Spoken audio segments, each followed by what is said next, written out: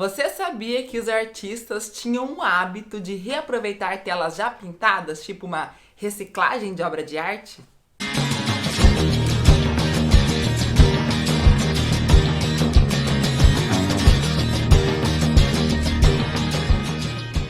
No vídeo de hoje nós vamos falar sobre imagens escondidas em obras de arte famosas. Se você, assim como eu, é um amante das artes, tenho certeza que você vai gostar muito desse vídeo. Então já quero pedir para você deixar aquele like, isso ajuda muito o YouTube divulgar o nosso trabalho, e se inscreva no canal se ainda não for inscrito. Dentro da história da arte, nós temos vários casos de artistas que reaproveitaram obras que eles já haviam pintado, ou até mesmo tiveram que fazer alguns ajustes, cortar algumas partes de algumas obras, o que mudou o seu projeto inicial.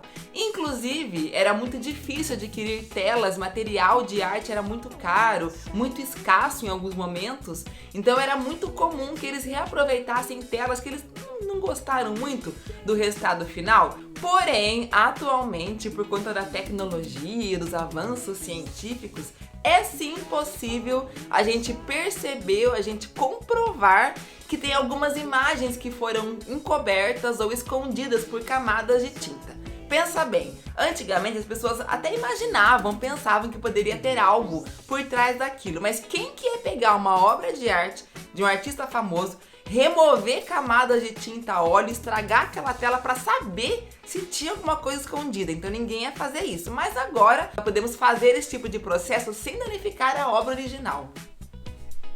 Um projeto chamado Oxyapalus, que é liderado por dois estudantes de doutorado, um britânico chamado George Kent e um irlandês chamado Anthony Borached, vem tentando recuperar algumas obras que atualmente só conhecemos por meio de raio-x. Suas imagens obtidas com inteligência artificial pretendem dar uma ideia da cor e da textura original dos quadros que foram perdidos porque suas telas foram repintadas.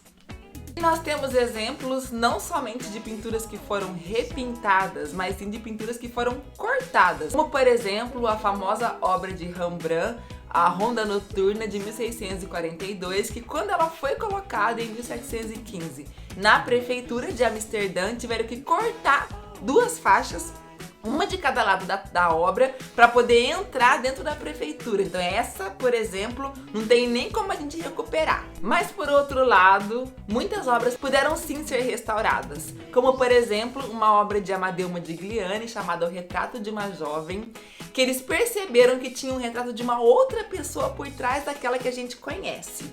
E estudaram muito sobre o caso e estudaram inclusive sobre a biografia do artista e chegaram na conclusão de que possivelmente ele tenha feito o retrato de uma ex-amante, uma ex-namorada, né? Que inclusive a vida amorosa de Amadeu Modigliani era muito conturbada. E uma dessas namoradas foi a Beatrice Hastings, uma famosa escritora, que eles tiveram um final muito assim trágico, uma coisa muito conturbada, e que possivelmente ele tenha tentado apagar a memória ou a imagem desse romance, dessa mulher, e ele pintou por cima o retrato de uma outra jovem.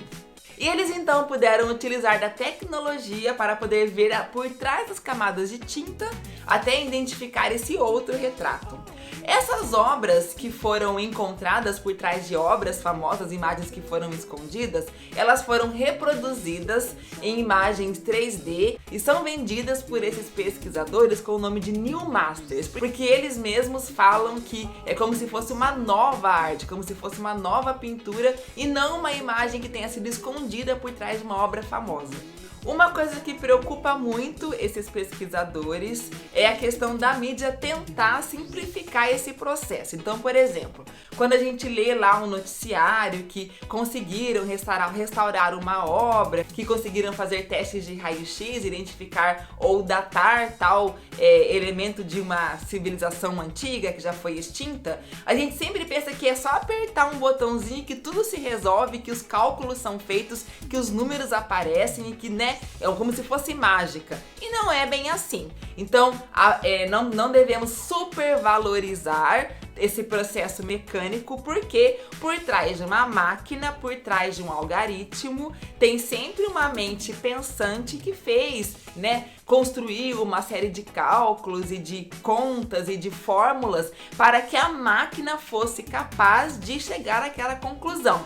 Então não é simplesmente uma máquina ou um experimento científico que é capaz de encontrar imagens perdidas ou obras ou fazer datações.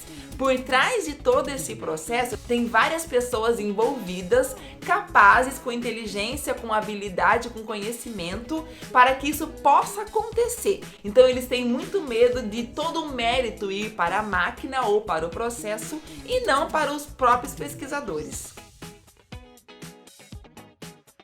Inclusive, uma coisa muito interessante é que esses pesquisadores afirmaram várias vezes que esse projeto foi uma coisa meio assim, feito nas horas vagas, muito despretensioso. Inclusive, não teve nem muito incentivo financeiro para esse tipo de pesquisa e que eles acham que isso é apenas a ponta do iceberg e que eles querem instigar outros pesquisadores a levarem isso mais a sério. Inclusive, um grande empecilho encontrado por esses pesquisadores foram os métodos antigos para esse tipo de pesquisa. Então eles perceberam que até mesmo o raio-x utilizado desde o século XIX não tinha assim uma nitidez e não trazia imagens tão claras, e alguns pesquisadores chegaram a raspar algumas camadas de tinta e isso danificou a obra original. E a obra Dona Isabel de Porcel, do artista espanhol Francisco de Goya, vem sendo estudado e está passando por vários processos para se chegar até a imagem que está por trás da obra que nós conhecemos.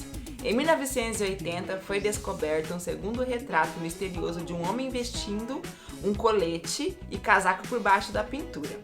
Para obter uma imagem mais clara do homem, foi necessário combinar diversas varreduras de diferentes regiões do espectro eletromagnético, algumas revelando certos aspectos da pintura melhor do que outros. Inicialmente, esse processo precisou ser feito manualmente, mas graças a novas pesquisas, ele foi delegado a um computador. E o que está faltando nesse vídeo? Uma última reflexão sobre esse assunto. Vamos trazer esse assunto mais para a nossa vida, para o nosso cotidiano. Então, assim como os grandes artistas que reaproveitaram obras que por eles ficaria ali abandonada, e com isso surgiram obras-primas, obras de arte tão valorosas, podemos fazer assim também em vários aspectos da nossa vida. Sabe aquele projeto que você abandonou? Você achou que ficou mal feito, aquele negócio que você começou e não deu certo? Pois é, às vezes uma segunda olhada, uma segunda tentativa pode fazer com que surja grandes ideias ou que revolucione algo muito importante aí pela frente. E a arte sempre nos ensinando muito. Se você aprendeu alguma coisa com esse vídeo, deixa aquele like, aproveita, se inscreva aqui no canal e compartilhe nas suas redes sociais. Um grande beijo, fiquem com Deus, até o próximo vídeo.